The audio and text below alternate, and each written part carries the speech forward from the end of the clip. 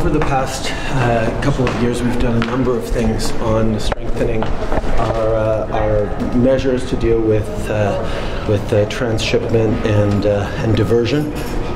These past few days, we've looked at strengthening the measures that we already have in place, because it's important that we not be taking in dumped steel from around the world. This is something that I assured our steel workers and our aluminum workers of when I visited them a couple of weeks ago, and we're going to continue to stand firmly to protect our industry and the North American industry.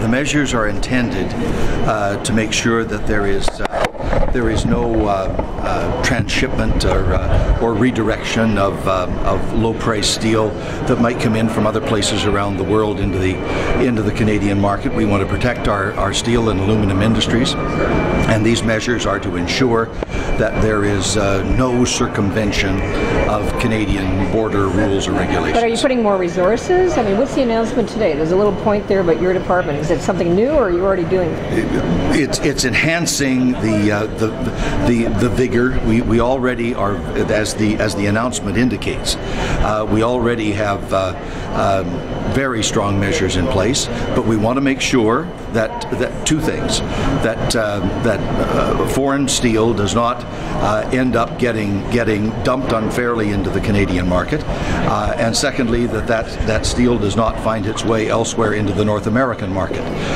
We have the legal rules and procedures. We're enhancing them to be absolutely certain that there's no circumvention of our border requirements. Are you doing it already? So what are you doing more? Strengthening the operation to make sure, putting in the necessary resources to make sure that there is absolutely no risk of circumvention. Our steel industry is under pressure, obviously, in the relationship with the United States, and we want to make absolutely sure that there's no transshipment, there's no redirection of sub-priced product from elsewhere in the world. Are you concerned if you don't do it? Are you concerned if you don't do it that Donald Trump will slap tariffs on aluminum and steel?